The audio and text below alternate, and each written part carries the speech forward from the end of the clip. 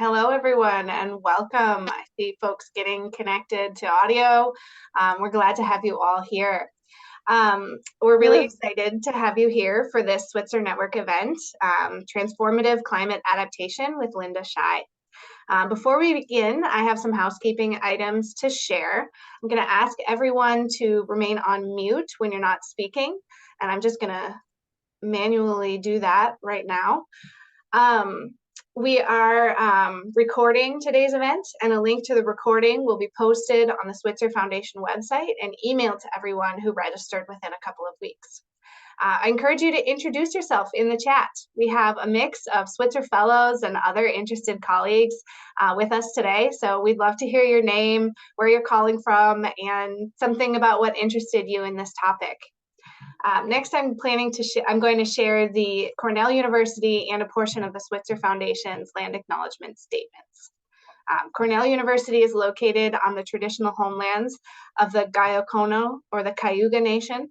The Gayokono are members of the Haudenosaunee Confederacy, an alliance of 6 sovereign nations with a historic and contemporary presence on that land. The Confederacy precedes the establishment of Cornell University, New York State, and the United States of America. We acknowledge the painful history of the Gayokono dispossession and honor the ongoing connection of the Gayokono people, past and present, to these lands and waters. In addition to the Gayokono land acknowledgement, but separate from it, the AIISP faculty would like to emphasize Cornell's founding was enabled in the course of a national genocide by the sale of almost 1 million acres of stolen Indian land under the Morrill Act of 1862. To date, the university has neither officially acknowledged its complicity in this theft, nor has it offered any form of restitution to the hundreds of Native communities impacted. For additional information, you can see the Cornell University and Indigenous Dispossession website. The Switzer Foundation office resides on occupied Wabanaki land, specifically Passagassawakeg Bay, a name which translates to a place to spear sturgeon by torchlight. The Penobscot Nation, a riverine culture, stewarded the land, rivers, and shoreline for 11,000 years prior to European colonization. The European settlers disrupted this land relationship and broke peace treaties with, forcibly removed and killed Penobscot people, laying the groundwork for us to continue to occupy their lands. The Switzer Foundation staff and network are dispersed across this continent and around the world, and we encourage you to research, reflect on, and show up for the Indigenous people and communities where you are.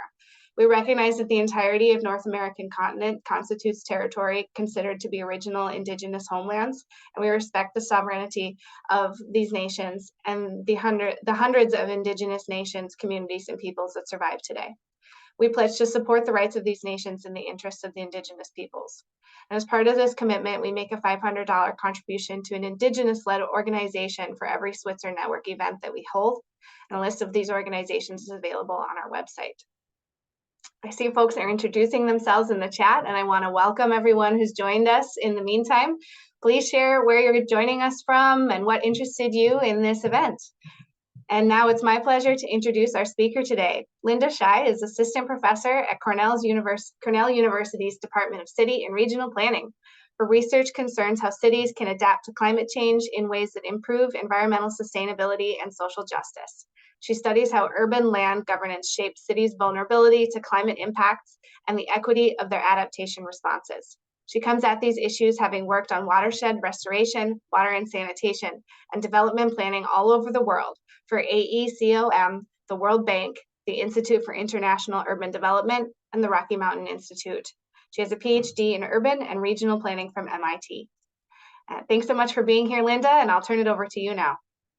Wonderful. Thank you so much, Cora, for that wonderful introduction and thorough land acknowledgement. This is the first time I've given a talk where someone has actually put money where their mouth is behind a land acknowledgement, and I'm really grateful. So today I have just shared Steve Henhock, his organization is part of Cornell's Center for Transformative Action, which has been trying to promote greater learning of Gayokono language here. And his class here at Cornell is the first time that Gayokono language has been taught at Cornell and all of that history. And so I don't think he's aware that this is happening yet, but I'm very grateful that this is this talk will actually help benefit some of the local work that is happening here. So I am really excited to speak with all of you today. I was a Switzer Fellow a while ago, and it was really beneficial to have the fellowship. And I think, as I said at that time, this was the first fellowship I had received where it was actually a fellowship, like a fellowship of the ring, and not just a kind of a grant or a scholarship that you received. And I really appreciate the work that goes into sustaining a network like this. I see a few familiar names. Hi to Jessica, who was my former master's and in regional planning student. I see Anne Gradnagel, who is a former classmate when we were graduate students at Yale. Today, I'm just going to speak a little bit in remarks, and so I don't have a PowerPoint. So I invite all of you, if you're in a place that allows you to turn on your videos so that we can be in conversation with one another. I don't have long remarks because I think there's a lot of expertise that is in this room, and I would love to hear from all of you about what you think of transformative adaptation. The topic that I've been asked to speak on is transformative climate adaptation, and I recognize that the description of the talk has more broad relationships to equitable adaptation, and I'm happy to talk on some of that as well. But I'll just speak a bit more, I think, on the history of transformative adaptation, what it is as a concept, how it's being implemented, and where we might take it in the future. And if folks have additional questions around equitable adaptation or specific strategies, that's like, let's have a whole conversation about that and bring in the expertise and the empirical ground work that you all have been doing out in the field and research. So I work in equitable adaptation spaces. So I study mostly climate adaptation, and there's a lot of people who work on climate mitigation. And increasingly what you see is that is a common word in this area is transformation. And it's kind of interesting, the longer you work in this field, is that we see this consistent change from sustainable development to then sustainability to adaptation. And then, well, adaptation is not politically palatable, so let's go with resilience.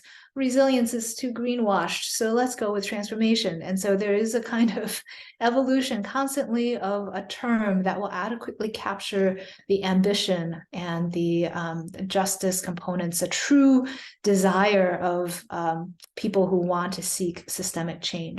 And in some ways, it's not really new. Like if you think of the French Revolution or any democracy movement or lots of philosophy or Marx, like there have been people thinking about how do we transform towards flourishing, equitable, just, at scale, impactful society, and what are the physical, policy, social components that will get us there. And this is, in effect, a new version for the climate space of trying to think about how to do that. When we look at, for instance, the IPCC and their efforts on climate change, well, let me back up and say, when we think about transformation, there's many different things that could fall behind it, but some core components speak to a kind of depth of change. And I'll just share this article that Suzanne Moser and I wrote. And in it, there's a graphic that's a triangle pyramid that Susie had developed for a whole conference on transformation. And there's previous versions of this written by other people that look something like this, but you see this kind of inverted triangle. Oh, that's more like a heart. Okay, this is why it's bad not to have slides, right? A triangle where it thinks about what is the depth of the change that we're looking at. And at the most superficial level, there is changes to policies, to funding, to operations, to mechanisms. This is really what we argue about most of the time when we're trying to think about how do we do change, and we debate these and we spend most of our time on these efforts. But underlying how we do those things are really a set of power dynamics and processes and ways of communicating that govern how we're even able to frame or imagine or proceed on those changes. And underlying that is a set of mindsets and values about how we conceive of the world ideologically, and that is going to inform what kinds of power and process and ultimately the kinds of practices that you're going to see. So the desire for transformation is one that wants to arrive at the underlying issues of what's causing the harm. And this kind of transformation thinking really stems, I think, more from a focus on climate adaptation that has been growing around in academia and in practice, because for a long time people were really focused on mitigation, and to some extent you could achieve complete carbon decarbonization to some extent with the exact same political economic conditions that we have. Like if ExxonMobil produced renewable energy instead of fossil fuel energy, like we would perhaps solve the problems that we have, right? You could potentially change at a large scale. We recognize the desire for a large scale change, and we need systemic technological change. But it's really this adaptation that looks at this challenge of also justice change. And so there is a kind of like just transitions that's come to the fore, but climate transitions and socio-technological transitions, these kinds of words refer to efforts on mitigation to change the systems, but only recently has the justice component been even added to the mitigation sphere. And in adaptation, there has been a longer recognition that if we have climate impacts that are going to fundamentally change how we exist on this world, we've been developed and emerged as an urban industrialized society completely in a period of climatological stability. And so all of the basic premises that we have about the earth and land and stability and risk are going to be changing. And so in a time when all of these things are changing, how do we manage all of our governing institutions, all of our practices, all of our economies and supply chains? And in addition, a recognition that the vulnerability is not just an endpoint vulnerability, as Robin Lichenko and Karen O'Brien, who are geographers, have pointed out, that we are also really careful about drivers of underlying vulnerability. So to put it into very empirical terms, you could think of like a vulnerability to sea level rise as your road not being able to keep pace with sea level rise. So if you look at it from an endpoint response, it would say 1 foot of sea level rise, elevate your road by 1 foot or elevate your house by 1 foot, and you have solved your problem. But from a starting point vulnerability, it would ask, why are we vulnerable to that foot of sea level rise in the first place? And that question can take you down really different answers.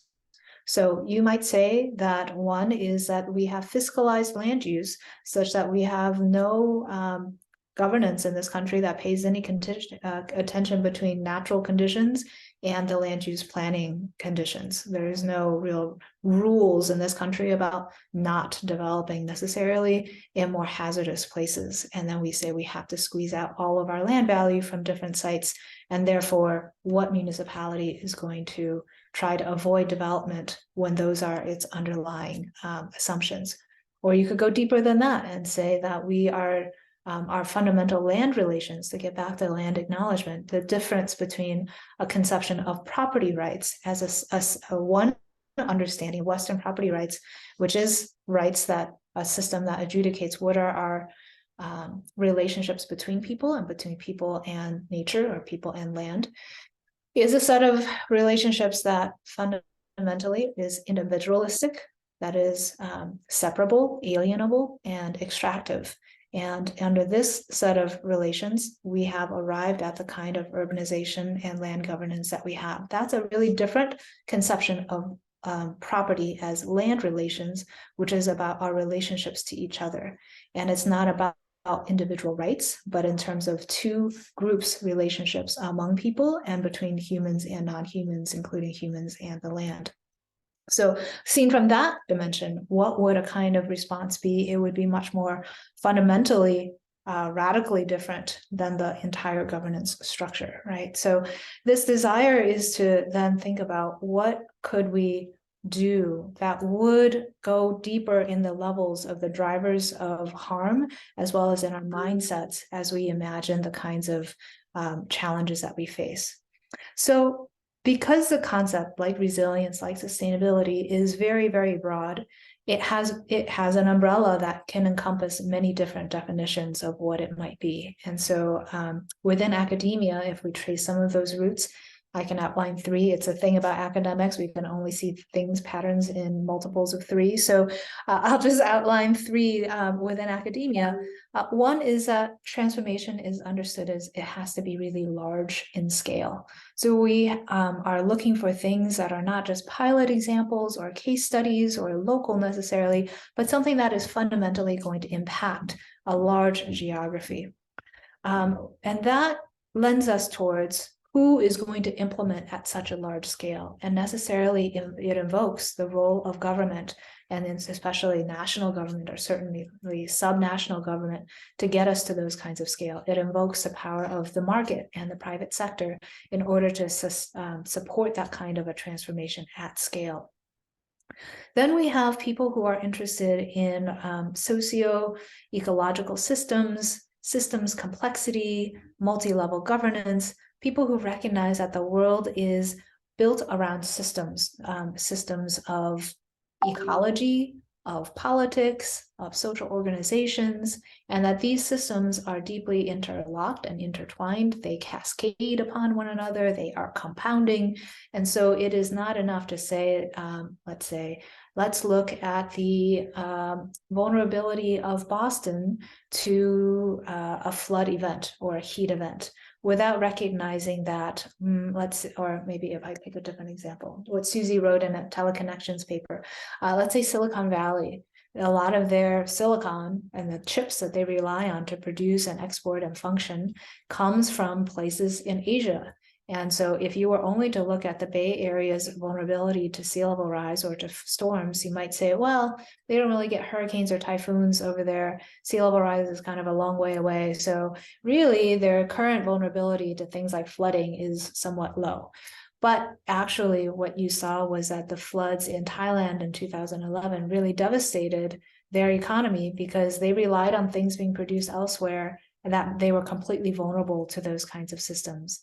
And that in turn has all sorts of other impacts, right? Or you could look at the Bay Area and say, the San Francisco airport, SFO, is not within sea level rise. Like the flooding is only on the margins of its airport runways. But the roads to get into the airport are actually, many of them, under below sea level, or would be subject to a lot of flooding. The roads that people rely on to get to the airport or to come work in the airport are really part of a systems network. And as soon as your roads go down, we are right now engaged in a class planning for the city of Ithaca. Ithaca recently had its flood maps redrawn by FEMA, and now most of the part of Ithaca that's not built on a bluff, which is Cornell, is in a floodplain.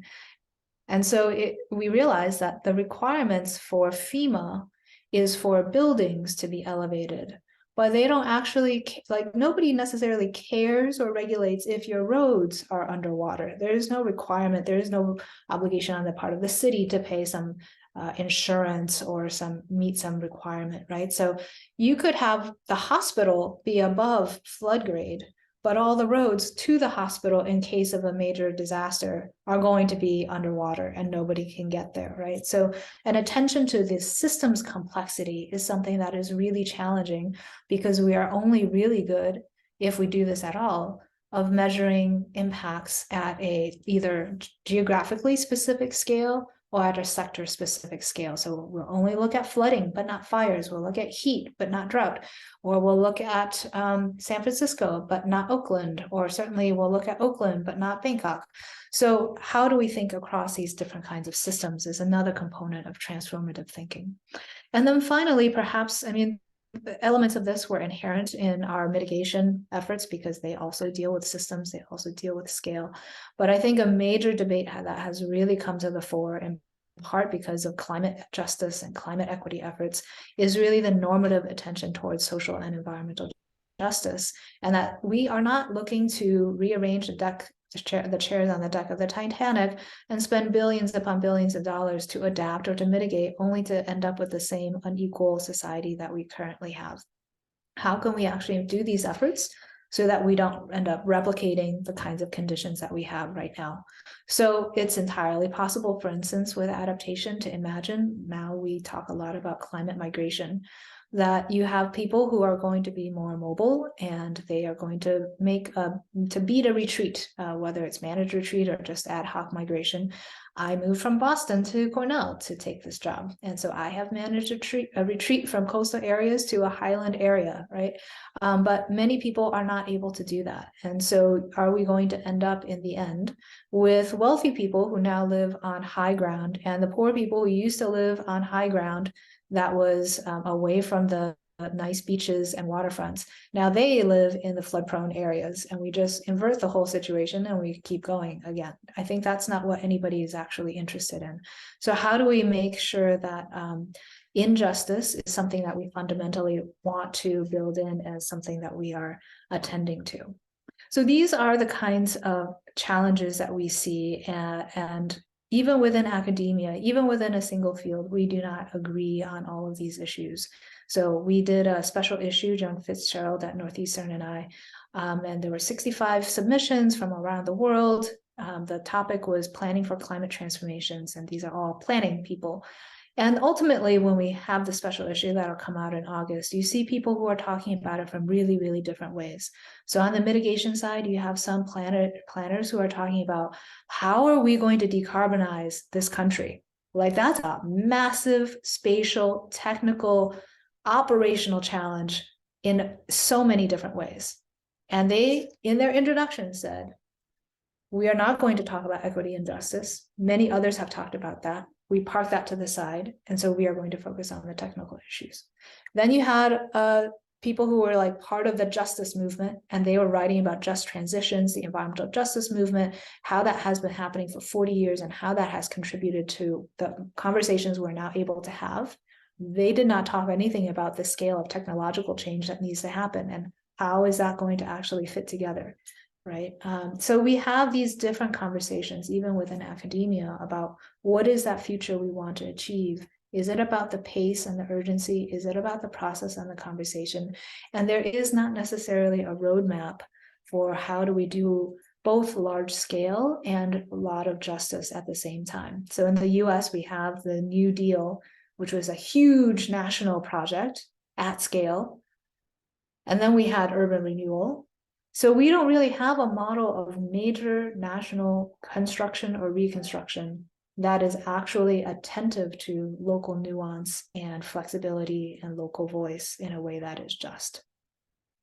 What we look at then, if you look at sectors of what people are actually doing, it is also quite notable that the different sectors of society are moving in really different directions. So if we look at, let's say, government is, I think we wrote an article, the article I shared with you just now, that was written during Trump. And in fact, we were going to publish it in HUD's journal, and HUD censored it and said, you are critiquing the federal government by citing GAO's reports, and why don't you talk about local government problems instead?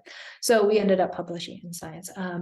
But I think government is really focused on risk and trying to reduce risk and trying to understand this as a security threat that it will manage, and manage largely through technological and infrastructure strategies. I think that Biden has, many environmental justice groups have the ear of Biden, and so he's done a quite good job of trying to build in more of those social components, but they fundamentally in some ways do not recognize the kinds of land governance and urban dynamics that drive what is happening. So for instance, a key effort on the part of the IRA, the infrastructure, Inflation Reduction Act, is to invest more infrastructure, including for climate, in communities like frontline communities, environmental justice communities. So great, let's redistribute more resources to those who are most in need. What will happen when you put lots of great infrastructure in a poor Black, brown community? They're going to be, and let's make that green. Let's not do gray infrastructure. Let's make that a resilient landscape. That is going to be a really nice place to live, and the property values are going to go up. And can the people who currently live there actually continue to live there? Or will a green line be effectively like another nail in the coffin for a community that is already facing a lot of affordability types of pressures. So it is not only going to be about infrastructure, but underlying concerns, and that doesn't necessarily figure into it. Then we have the private sector, anything from reinsurance to mortgage lending and banks to industries like landscape architecture, engineering, code setting organizations. These private entities are fundamentally interested in reducing their own their own risk, their own liability, both the legal and the financial liabilities. So they are taking steps that are transforming, actually. All of these are transformations of some kind. They are transforming the kinds of legal codes and standards that they adopt in order to mitigate those risks. And so that includes things like internalizing climate risk into credit rating systems so that bond providers are not going to be affected by major defaults or on the parts of municipalities. That includes what is now beginning to take place with like blue lining, where lenders do not want to lend to low elevation communities because they fear that they might not get their mortgages back. So certain groups that are in those places are not going to be as likely to get either loans at all or lower cost loans. So these kinds of codes and these changes, and including, let's say, now we have all sorts of entities that will let you know just how risky your house is before you buy it. And this kind of disclosure is an important part of changing market function. But information accuracy doesn't care about the broader impacts of that information. So let's say you really make it very clear that everybody in Norfolk, Virginia, you should not invest there. All right, you have everybody, like most people living there, have a really flood risk property, and that flood risk property is going to translate into, at some point, a much lower property value. A much lower assessed property value in turn translates into lower property taxes for the city, as well as a lower rate of sales and wealth accumulation for the household that is living there. So the entities that are changing these policies are not really caring about what is the equity impact for that household or the equity impact for the municipality. They are in some ways oblivious to or agnostic to the impacts it has on the ground. And then you have social movements and academics there that have in recent years like really ramped up the call for justice, the kind of research and writing and advocacy on justice and environmental justice and equity and vulnerability, social vulnerability is really very apparent. But when you look at the scale at which people are looking at those types of topics, they are still mostly not looking at things like insurance or banking or building code. And those are the kinds of structural things that actually determine the price of housing, the price of insurance, whether a place is going to be able to get a loan or not, and who is going to move to different places. So in effect, we see that the different sectors in society are not only drawing on different understandings of not only, but because they are drawing on different elements of what we might say is transformation. Is it scale? Is it process? Is it norms?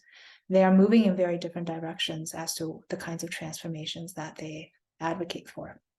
So what can we do to change that? I think fundamentally we need to think about communications and having different types of people actually be talking the same conversation and engaging with each other. So what would happen if you put the climate justice people and the insurance industries in the same room, or the developers in the same room, and had a conversation about how transformation could move forward? What would that actually look like?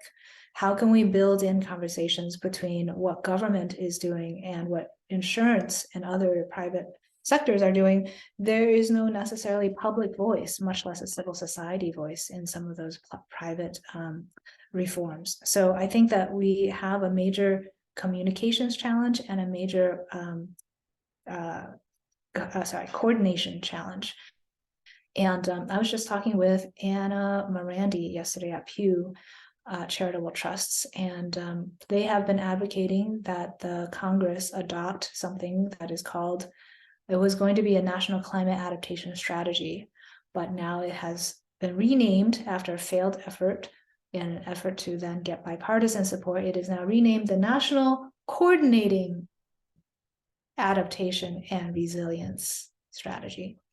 And they're okay with that. They're okay with dropping the climate and making it coordination, because coordination is actually fundamentally a major, major challenge in all of this. And having it's not that we don't necessarily know what to do, but it's actually having the governance systems allow us to do the things that historically they have not been able to do.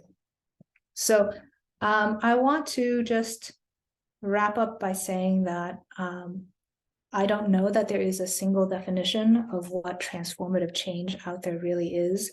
For me, in my own work, it's I focus on how do we redress the institutions that can enable justice to be achieved at scale. So I look at things like the definitions of property rights and how can we enable more collective property rights, cooperative strategies, so that we can govern those at scale and in ways that incorporate more sustainable land relations or reparative land relations. I look at things like municipal boundaries and how we can think about reworking some of the boundaries that we have drawn so that we are actually sharing land and sharing resources and housing across jurisdictions, rather than trying to have every municipality trying to fiscalize and elevate on their own little plot of land and resources.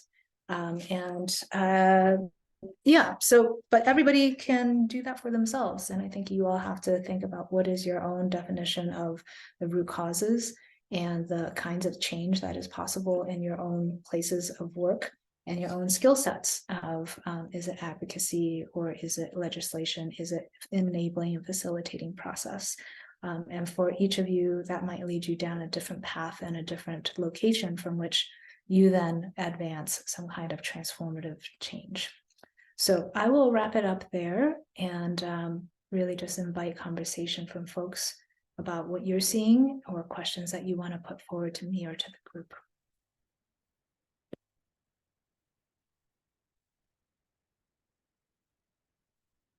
And also invite you to turn on your videos if you're available.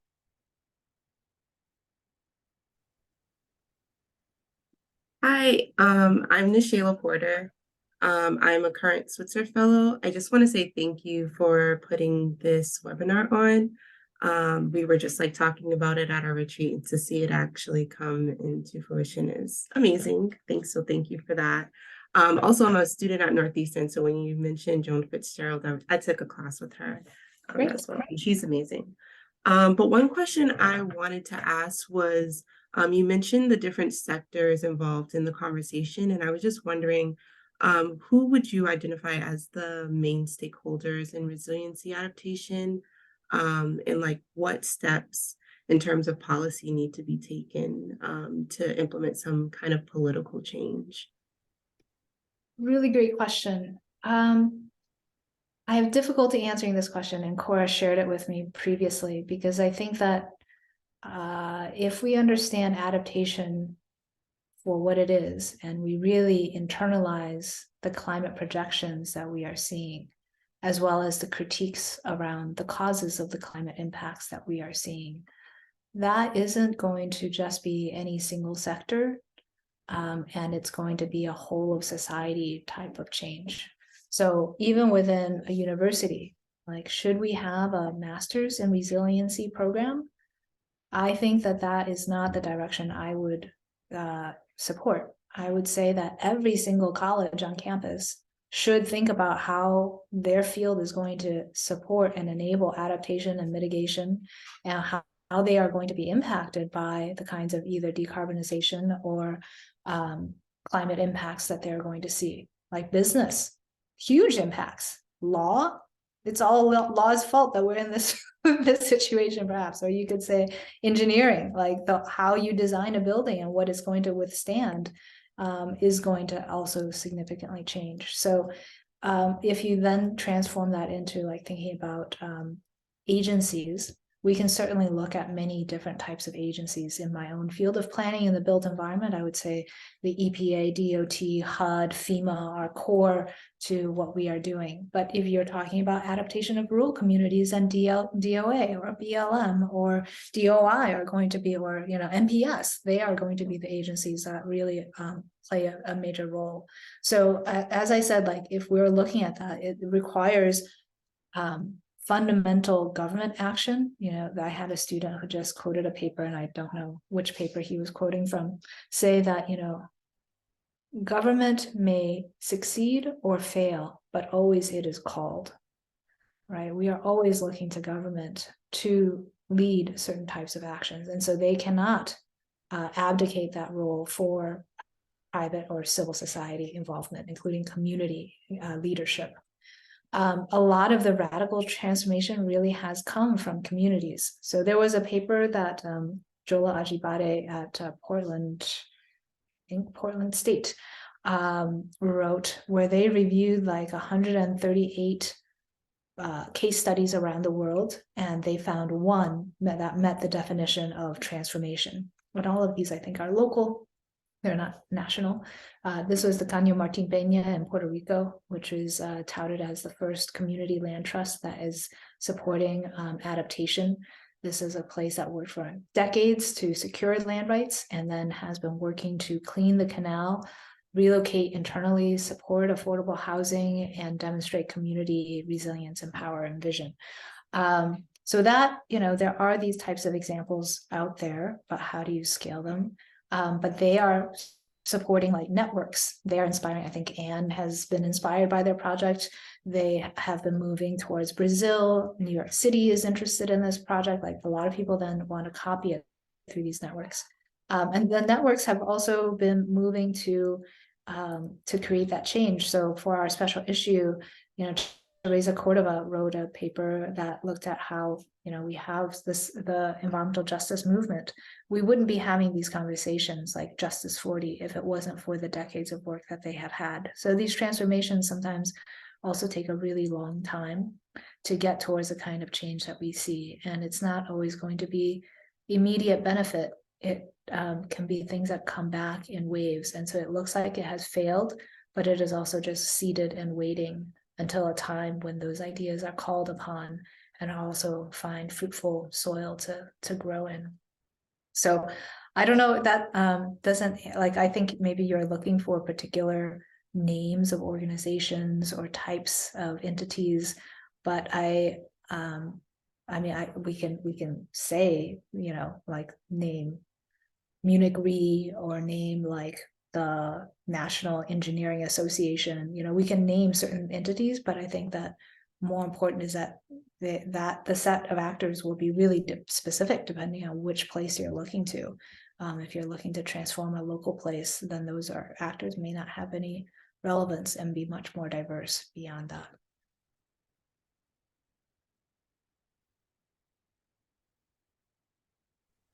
Hi, and I'm Anne. I'm from Seattle, and I just love listening to you, Linda. It's so awesome, and I guess I'm trying to formulate my question as I speak because I have I guess well, a couple things. I was going to ask about kind of shining examples of local government. Kind of trying to achieve, moving towards kind of that transformational adaptation planning. But then you kind of spoke to that about the paper that you mentioned that I'd love to see. And I guess I'm wondering your thoughts, transformational change in one local governmental project seems like a really unreasonable ask. I think about what we're doing in Seattle, and I think about how proud we are of this struggle we're engaged in to try to address climate adaptation in one neighborhood in our city that's not only infrastructure driven, but is giving equal power to social infrastructure and financing strategy, and how that is been a multi-year grant funded struggle that has received no attention from the administration until just recently when we had a flood emergency there. And it feels transformational to me. Like this whole approach within the city feels transformational, yet I think it's probably more easily or accurately defined as like incremental change leading towards transformation. And so I guess I just kind of wanted to hear your thoughts on particularly local government efforts and like the incremental versus transformation, and like what's reasonable for humans that are like notoriously terrible at systemic, solving systemic problems. Great question, Anne. I also love listening to you talk because it's so grounded and specific. So as I said, we're teaching this class around Ithaca. And so when the Public Works Department here saw that FEMA made the whole city a floodplain, they developed a model, and their model says if we dredge the drainage channel and we put 3 to 6 foot flood walls on all the creeks, we will solve the problem, and then we can ask FEMA to retract its mapping, and then we'll be back to normal. And in some ways, it's like really difficult to argue with the superintendent of public works because his ideas are really quite logical and it's quite implementable. $13 million, you can get a kind of grant to do that. And when it happens, it'll remove from the floodplain a lot of houses that can't afford to pay flood insurance. So it is also equitable in some ways to do that. The time horizon, by the time that actually happens, one could say like all the poor people will have left because they couldn't afford flood insurance. That's happening from now until they finish this project. So I think I'm facing this question that you are, right? Because we can envision all sorts of transformative things, and it's fun. It's fun to envision it with students, to think about how you could really bring together all of these disparate ideas, as Naomi Klein wrote in This Changes Everything, right? Like, how can climate be the final push that brings together all of these other still living movements that already exist and bring those ideas into one place? But in the end, like, FEMA funding exists in a particular way, and you can't get someone to necessarily finance this vision that you have without changing some of those bigger structures, right? Like, you could advocate for a new special district, but are they going to come and make a new local government? Like, all of these structural things are still under play. And I once had a professor say to me, if you're going to wait for like tax reform to implement your transformative ideas, then you're going to be waiting a really long time.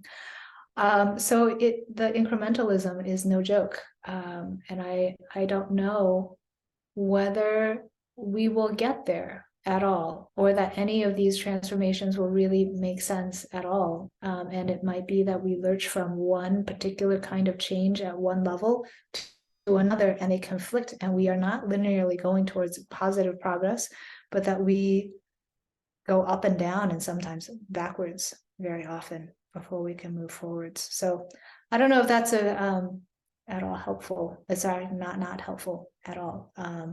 So I just commiserate with you that that kind of change is really difficult. But I think Biden's efforts does demonstrate the potential, because the social movement and the national government components are coming together in some ways. And that kind of an alignment can be very powerful.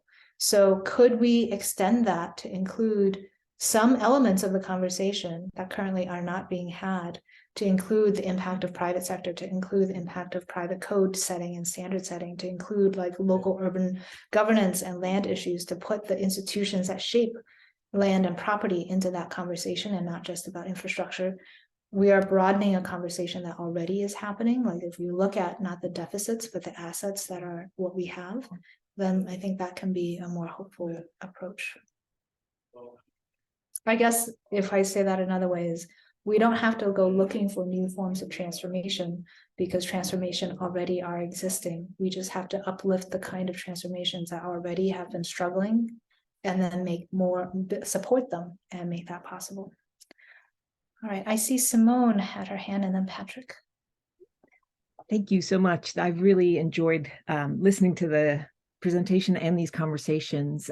So I'm out at UCSB in California, and the state of California is throwing a fair amount of money at this right now in the sort of what we can do in terms of climate adaptation, and then particularly working with underrepresented, disadvantaged communities, et cetera. But one of the challenges is they are doing it and then they want really short-term results, right? Like 2 years and you have to have something figured out. And so I wanted to ask, especially in light of that special issue where planners submitted sort of their perspectives on sort of what they're doing. From a planner's perspective, like what would be something useful in the short term in terms of enabling them to either diversify sort of who they're reaching out to, making their processes more inclusive, just sort of building, in some ways in the short term, but towards a sort of long-term goal, building capacity around justice, equity, and inclusivity in these planning processes. Is there something that sort of jumped out at you from that special issue experience or from your work more generally? Sort of short term, sort of with an eye to the long term, but deliverables in the short term around this. Thank you. Great question. We're still writing the intro to this special issue, so now I will put that in there as something that they did not talk about. I think this question between the present and the future and the path to how you get there is really underexplored in general, of how we're going to get there. So, I mean, I'll answer this in a more academic way, which is it's a question of urgency also, this question of time. And it is both urgent and it is also, I was talking to Saul Levin, who is now, he texted me randomly, I don't know if you know Saul Levin, but he said he is now working for the Green New Deal Network.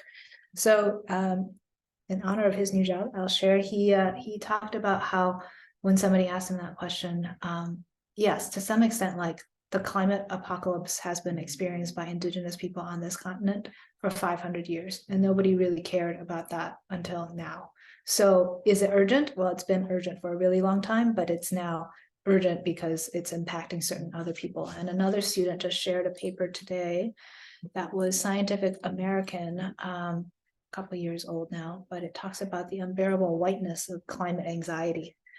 And it's that they are now starting to feel the impacts that people who are brown and Black, Indigenous have been experiencing for a really long time. But at the same time, like they are on the front lines also of experiencing climate impacts, pollution, and vulnerabilities. So it's not urgent for them. And so we do need to act quickly. What kinds of change can we achieve now? I think one piece is that there's such a lack of trust. To have experimentation, which is really what we're talking about, you have to have a certain level of trust because there's risk.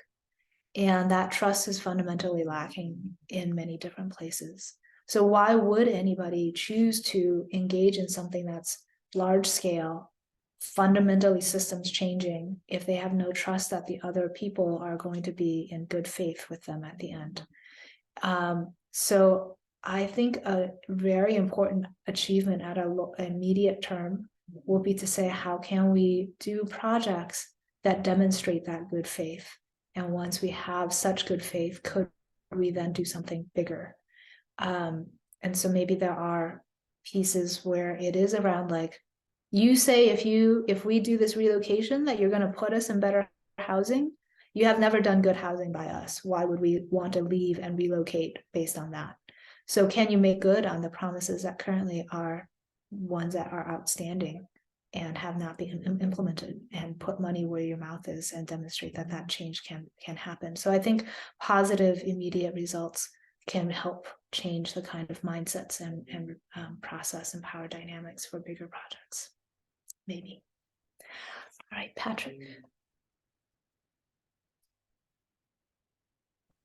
Yeah, thank you, Linda. This has really been opened my mind and really helpful in hearing you sort of define terms and frame the multiple complex issues that really amount to like multiple interlocked wicked problems, right? So where I work is in the Southwestern United States, as I said in the chat, mostly on water policy at the state level.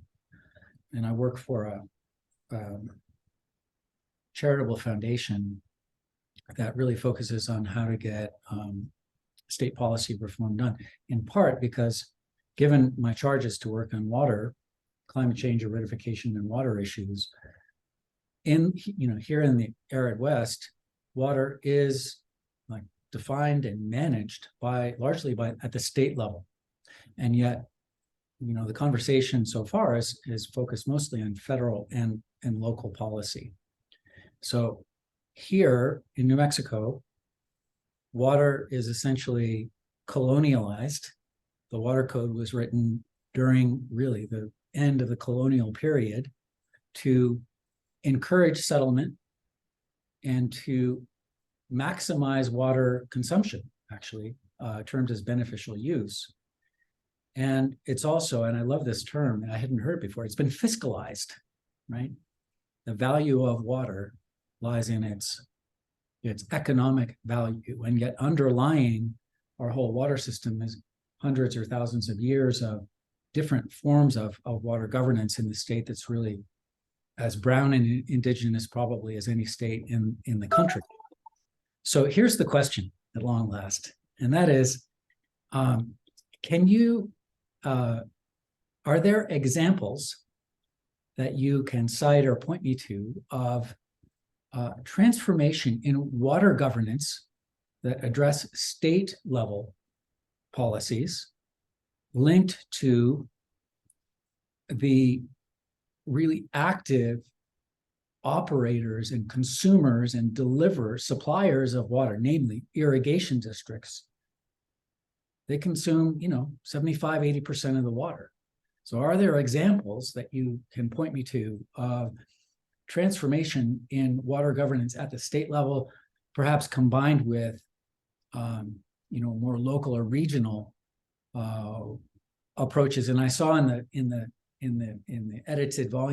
edited journal, there is an example from Chile about water governance that looks really interesting. I'm going to look at later, having to do with water scarcity. But that's what we're facing, and we're trying to achieve incremental change. We can't even make a change in state law that has to do with water enforcement by the state engineer.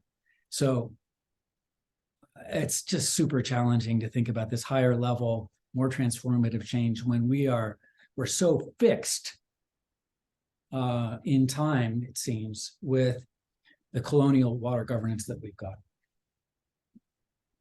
Man, people don't ask easy questions. If somebody else has an answer to this tough question, please feel free to chime in. I'm not a water reform expert, so I don't know that I have an answer to that question.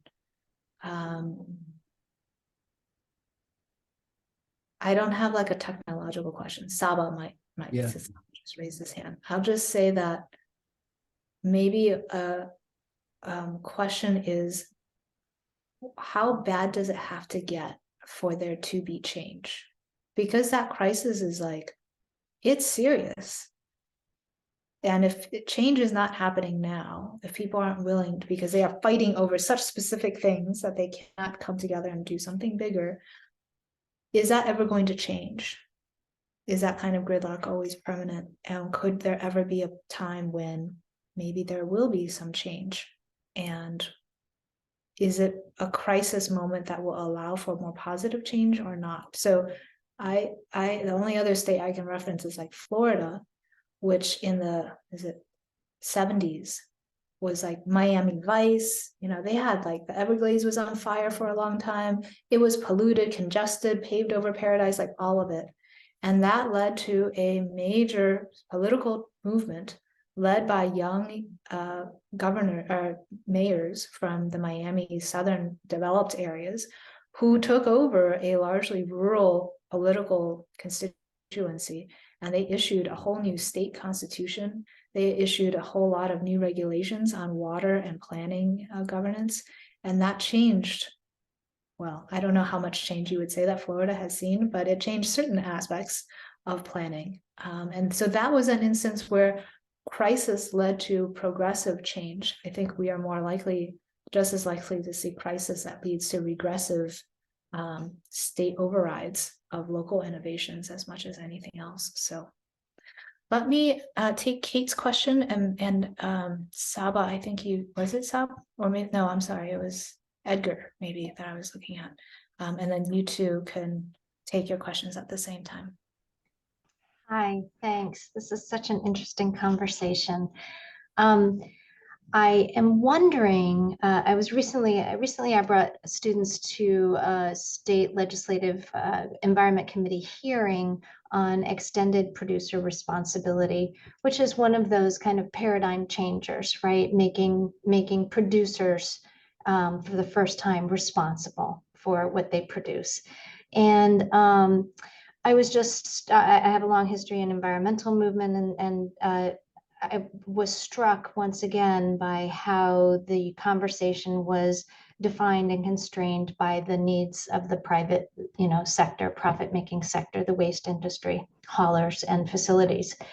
And there was another piece of legislation that I found really interesting, and it had to do with establishing and changing the state's constitution, our equivalent of a constitution, to ensure that everyone has an environmental right, providing an environmental rights amendment. And I guess here's my question, and this has bubbled up in conversations that we've had in local governance.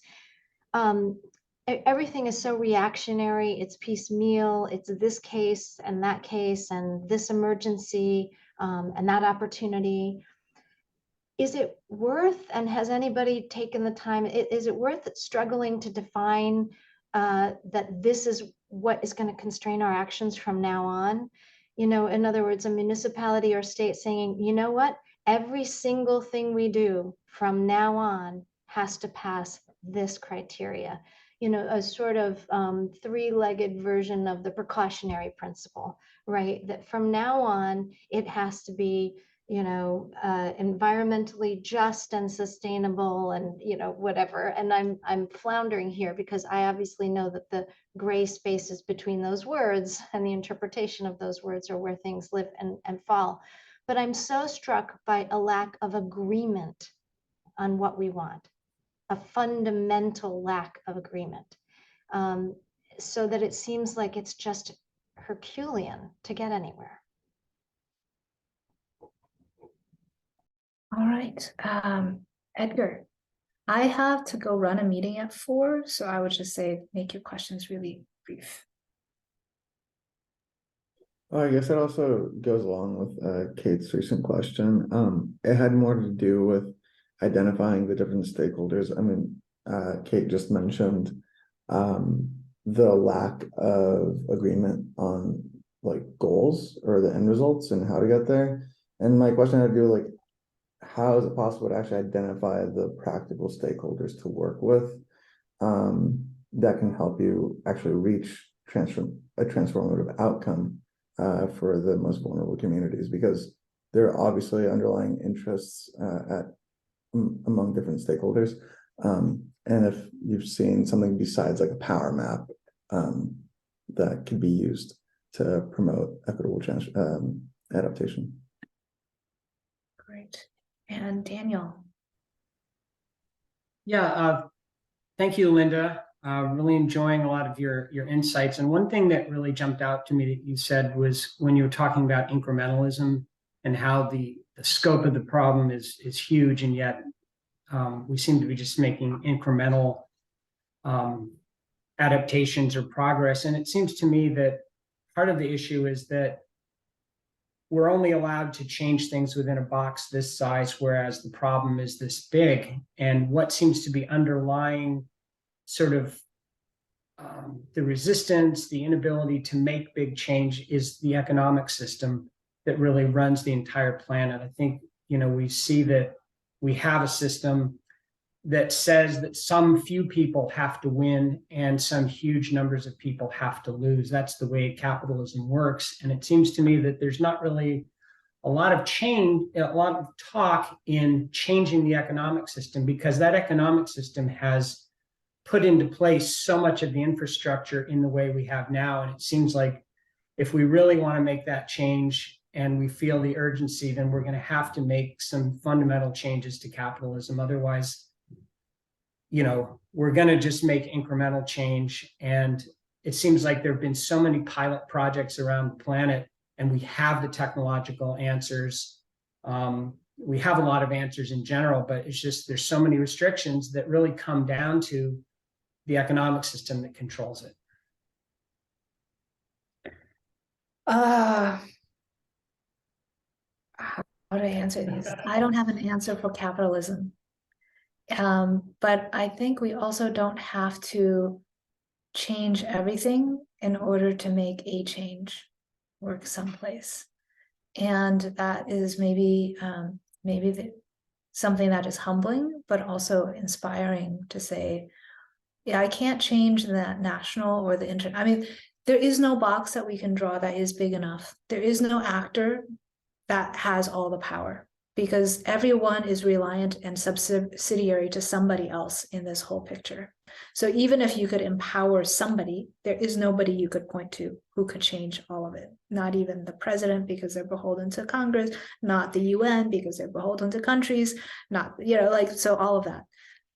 So what in the systems that you're working with is one piece of a change that people all could benefit from? And I'll answer that for the other two questions as well, is to think about, they all disagree, but do they have a shared problem that they all need to solve? A shared question that they all would like to ask, something where they need something for somebody else. And if you can identify that relationship, right, then it's not just the output. Because if you just look at one thing and they have all the power, they don't need anybody else to negotiate with.